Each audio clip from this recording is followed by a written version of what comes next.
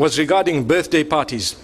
Look, to be honest with you, I need to give an introduction to the answer. Islam is a religion I have chosen, you have chosen. Have you chosen it?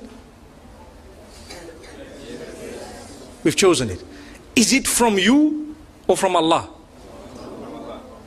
Are you happy that it's from Allah?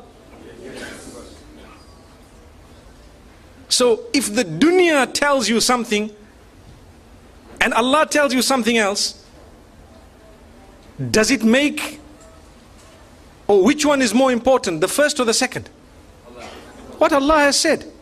So even if the whole world is doing something and we are taught that this is not supposed to be done in the deen, we should not be feeling it hard in our hearts to say, Allah, if I die today, I know that I chose to be a Muslim and I chose to worship you and I know it's your rules.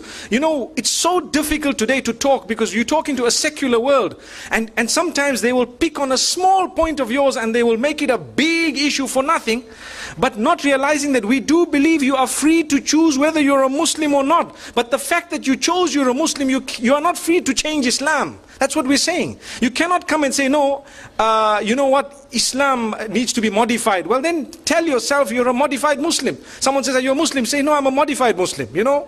So people know. But if you want to call yourself a Muslim, you've surrendered. So you need to know there are certain things that people might say, and you might think, oh, this guy is backward, man. How could he say that, you know? But it's because it's not from me or my pocket. My children would like to also go to birthday parties and celebrate and so on.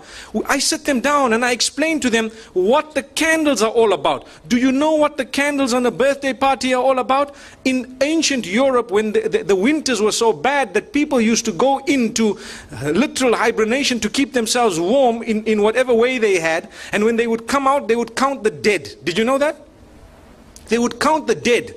And in order to celebrate the fact that those who are alive have passed through the winter and survived and fought nature, which means nature came to kill us in the form of cold, and because we fought nature and we stayed alive, now we need to defy it by blowing out candles. So they would put how many ever candles of their age and blow them out to show we can defy it. It's something that we believe is rooted in the medieval Europe. And it comes with its own satanic origins and so on. But people today say, what's wrong? What's wrong? I'm blowing the candles. But you don't realize it's like an act of worship of the pagans. And we're saying, you know, and people have made it a culture and a tradition. The same applies to so many other things. You know, like Valentine's and so on. People start saying, but what's wrong? How come these people, you know, you're not allowed to show your love? Well, to be honest, we are being fooled by believing that, you know what, you need to celebrate the fact that you're 1 year older by throwing a big party, everyone must come, but you don't know that now you're closer to your grave, for example. Or there are more responsibilities on your shoulder. I'm not saying that when your age turns that you must not make dua to Allah, Ya Allah grant me a good age and so on. But firstly, we have a Hijri calendar. Secondly, these teachings are foreign to Islam. They are actually incorrect, invalid. But they come from Allah, not from me, not from you. If I had it my way and you had it your way, we would be throwing parties because our kids put pressure on us, so do mine. But we have to speak to them, address them, try and explain to them, and, you know, get to the origins of it. The sad reality is people take part wholesale. So they'll tell you, but they did it. But these people did it. That's the peer pressure. Sadly, we're living in an age, al-qabidu ala dinihi kal-qabidi ala jamr. A person who wants to hold fast to the deen is someone similar to he who is holding fast to, you know, a red hot coal, for example. So you find even families which are supposedly religious, you know, they have these big birthday parties and so on, whereas it is Islamically incorrect. Wallahu a'lam. Allah knows best. Like I said, I've given you a little introduction before I gave the answer.